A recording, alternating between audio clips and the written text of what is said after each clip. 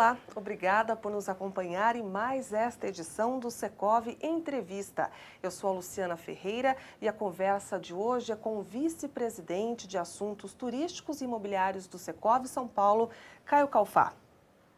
Engenheiro e titular da Caio Calfá Real Estate Consulting, nosso entrevistado atua nas áreas de planejamento, desenvolvimento e gestão de empreendimentos turísticos, imobiliários e também hoteleiros. É fundador e membro da ADIT Brasil e professor de cursos de MBA em importantes instituições de ensino, incluindo a Universidade Secov.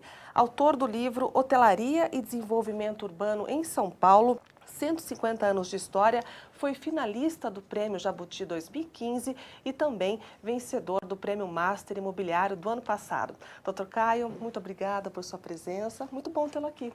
Muito obrigado, para mim é uma honra, inclusive, ser um dos primeiros a participar desse programa que tem tudo para ser um grande sucesso. Caio, nos explique um pouco quais são os objetivos de sua vice-presidência que desde 2009 reúne as principais entidades e operadoras do setor.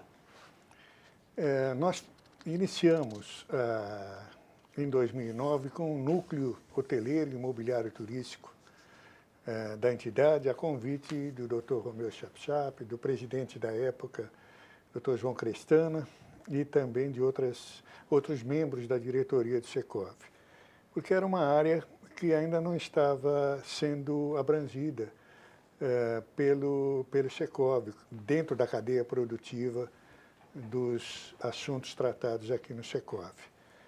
E nós tivemos a felicidade de conseguir reunir na vice-presidência todos os players mais importantes do setor. Então, são as entidades do setor mais importantes, são as redes hoteleiras, operadoras hoteleiras que administram os hotéis, são os empreendedores hoteleiros, que muitos deles já faziam parte do corpo associativo do Secov, são os consultores hoteleiros e são as outras empresas que orbitam em torno desse universo, como escritórios de advocacia, escritórios de arquitetura, e todos eles colocados na mesa, nós identificamos os problemas do setor, montamos grupos de trabalho e atacamos esses problemas apontando soluções. Além dos hotéis, que a maioria de nós conhece, existem o timeshare, que é o tempo compartilhado, e também o fractional, que seria a multipropriedade. Quais seriam as principais diferenças entre um e o outro? O fractional e o timeshare são, digamos, primos, né? O fractional é um primo mais novo, o timeshare é um primo mais idoso, mais antigo. O timeshare surgiu no pós-guerra na Europa, quando na costa francesa, em que a grande maioria dos hotéis de lazer estavam quebrados, porque tinham passado 6 anos de guerra, e logo depois, no pós-guerra, não havia quem quisesse desfrutar de turismo. Então, eles venderam os apartamentos hoteleiros na costa francesa, eles fatiaram esses apartamentos e venderam entre 5, 6, 8 proprietários. O americano gostou da ideia e aperfeiçoou. Então, dividiu esses períodos em semanas e assim criou o timeshare como a gente conhece hoje, que nada mais são do que vendas antecipadas de diárias hoteleiras. Cada proprietário compra uma semana por ano, ou 2 ou 3, mas a medida é por semana e desfruta dessa semana. Tem várias regras que tem que seguir. O fractional já é, como nós estamos concebendo aqui no Brasil, uma propriedade, uma casa de segunda habitação, um apartamento de segunda habitação, e é uma propriedade em que a pessoa compra e utiliza nos seus períodos. Ele também é fracionado e compartilhado entre várias pessoas. e nós estamos vivendo a era do compartilhamento. Exato. Então, esses dois produtos acompanham essa tendência mundial de compartilhamento de qualquer coisa que nós estamos vendo hoje, como o Uber, como tantos outros aplicativos aí de compartilhamento, o Airbnb, etc. No caso das multipropriedades, quais seriam então as principais vantagens? A vantagem é que, a principal vantagem é o custo baixo da aquisição dessa fração desse bem, desse E a liberdade de imóvel. escolha, né? É, porque pode ser dividido em 8, 10, até 20 e poucas proprietários, né? Nós sabemos que o imóvel de segunda habitação, o imóvel de lazer, ele não é utilizado em boa parte do ano pelo proprietário. Então, essa característica esse imóvel já tem. Então, se a pessoa costuma usar em 2, 3 meses por ano, ele compra um imóvel em que seja vendido a ele exatamente esse período que ele costuma usar o seu apartamento de férias, a sua casa de férias. E compartilha com outros proprietários, divide essas despesas de manutenção entre outros proprietários e ele tem a escritura desse imóvel. Essa também é uma grande vantagem. Essa escritura, enfim, é uma escritura como qualquer escritura imobiliária, é um bem, é um patrimônio. E essas são, acho que, as principais vantagens. Normalmente é em destino turístico forte, com grande atração turística. E nós já estamos testemunhando a existência desses produtos por todo o país. E já existe uma regulamentação específica para a multipropriedade? Como é que o Secov também está trabalhando com essa questão? Pois é, hoje em dia a multipropriedade é vendida aos compradores com base na Lei 4591 de 64, que é a Lei de Incorporações Imobiliárias, com base no Código Civil, que são utilizados, servem como apoio para qualquer transação imobiliária. Tem particularidades dentro da multipropriedade que não são abrangidas pela Lei 4591. Então, nós montamos um grupo de trabalho na nossa vice-presidência, que durante 1 ano e meio desenvolveu um projeto de lei, e hoje está no Senado, é o projeto de lei número 54/2017, do Senado Federal.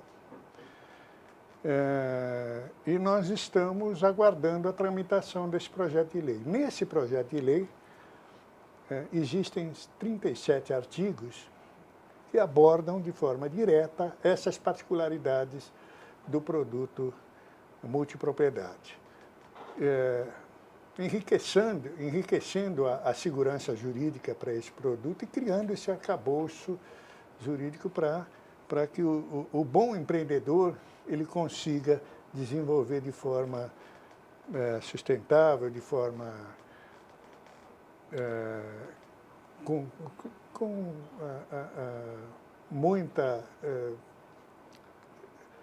Com boas perspectivas, né? Isso.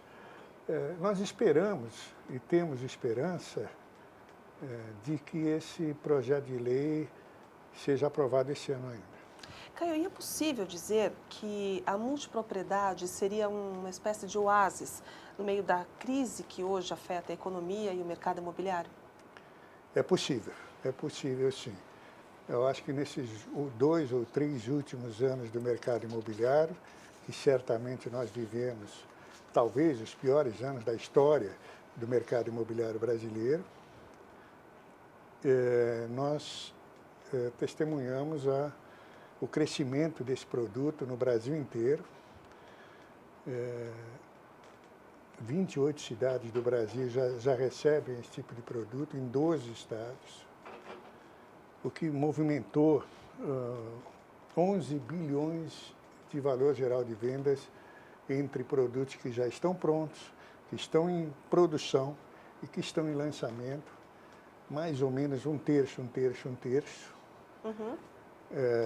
desse volume de negócios que foram colocados no mercado nesses últimos 5 anos. Há 5 anos atrás não se falava nesse produto.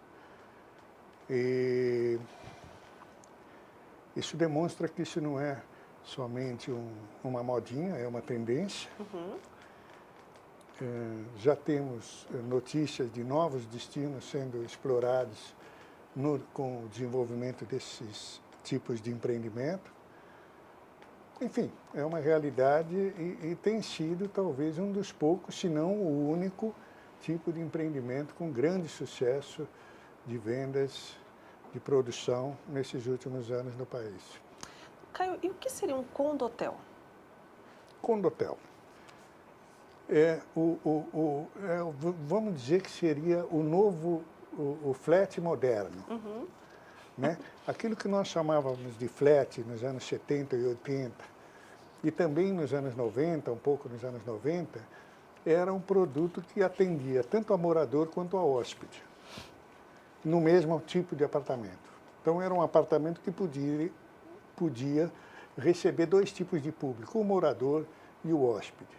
Então, quem eram os proprietários desses apartamentos? Investidores, especialmente naqueles que estavam num pool de locação para serem vendidos como hotel, e moradores que normalmente moravam em apartamentos grandes, mas a família diminuiu e eles não precisavam mais morar em apartamentos grandes para terem serviços, para terem conforto, serviços hoteleiros. Esse produto foi se alterando ao longo das décadas e o condotel, digamos, seja a parte hoteleira desse produto. É um flat 100% no pool de locação. Então, nós temos hoje, falando no mercado da cidade de São Paulo, por exemplo, 42 mil quartos de hotéis, sendo que 30 mil são formatados através de condotéis. E existe uma legislação específica para o condotel? Sim, o condotel ele é um produto imobiliário, é um hotel formatado em condomínio. Obedece à Lei 4591 de incorporações imobiliárias. A questão é que qual é o grande perigo da produção de condotéis, ou de hotéis, de uma forma geral? A superoferta. A superoferta, especialmente quando a gente está falando de hotéis de negócios, ela afeta o mercado de uma forma muito ruim, porque a demanda hoteleira cresce, acompanha o crescimento econômico da cidade. Então, mais ou menos, o quanto cresce a economia local, Sim. cresce também a demanda hoteleira, mais ou menos. Quando decresce, também a demanda hoteleira acompanha. Quando há uma superoferta, não há como criar uma demanda nova. A demanda é aquela que está lá. É aquele volume de pessoas que viajam a negócios para aquele destino. Sim. No turismo de lazer, dá para você fazer isso. Você ter um hotel de lazer e criar uma demanda nova a partir do hotel. Né? É uma novidade no mercado. No turismo de negócios, isso não acontece. Então, a superoferta é muito danosa. O Secov desenvolveu em 2012, entregou ao mercado, na nossa vice-presidência, o Manual de Melhores Práticas para a Produção de Condotéis, para orientar o mercado a tomar cuidado, especialmente com a questão da superoferta. O que está ocorrendo hoje em dia? Por causa de denúncias de produtos mal oferecidos ao mercado, especialmente no Rio de Janeiro, a CVM, a Comissão de Valores Mobiliários, se viu obrigada a intervir nesse mercado e criou uma série de regras para regular esse mercado, mas, diga-se de passagem, apoiada no nosso manual que nós desenvolvemos aqui em 2012. CVM interviu no mercado no final de 2013. Então, o nosso manual já tinha praticamente 2 anos de que já estava existência, disponível. né? E a CVM tentou desenvolver uma regulamentação com base no manual e com base naquilo que eles verificaram ao longo desses 2, 3 anos, quase 4 anos, e essa regulamentação deve ser publicada no segundo semestre agora. Caio, mudando um pouquinho de assunto, você acredita que há condições dos cassinos voltarem para o Brasil e qual seria o impacto dessa medida para a hotelaria e também para a economia? Os cassinos foram proibidos no Brasil na época do governo Dutra, em 1946. Tem a mesma idade do Secov, né? A proibição dos cassinos no Brasil. E a gente percebe que para o turismo seria muito importante que os cassinos voltassem a funcionar no Brasil sob determinadas limitações. E depois de muito tempo a gente percebe que há no Congresso Nacional pelo menos dois projetos de lei, um na Câmara e um no Senado, que abordam essa questão. E seria muito importante que nós tivéssemos, por exemplo, no estado de São Paulo, 3 cassinos, um no litoral, um no interior, um na capital. No estado do Rio de Janeiro, mais 2 cassinos, que é a proposta de um dos projetos de lei que está na Câmara. Para a gente ter uma ideia, o Brasil é o único país latino-americano que não tem cassinos, né? É muito importante para o turismo, desde que seja feito da forma correta, equilibrada, esse elemento é uma âncora de desenvolvimento turístico. A gente percebe que em Las Vegas, por exemplo, Las Vegas recebe 82 milhões de turistas por ano, boa parte americanos, mas recebe 82 milhões. Para ter uma comparação, São Paulo recebe 11 milhões de turistas por ano.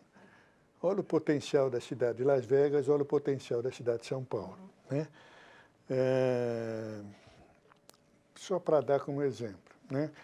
E isso gera uma economia muito grande em toda a cadeia produtiva do turismo. São 52 atividades, né? Desde hotelaria, restaurantes, lojas, companhias aéreas, locação de carros, enfim, toda a cadeia produtiva do turismo. E gera muito emprego e gera muito imposto para o país. Então, nós estamos acompanhando a aprovação desses projetos de lei e eu acho que, eu tenho o palpite de que agora o jogo vai voltar para o Brasil. Caio Cafá, muito obrigada por sua participação. Obrigado, eu que agradeço.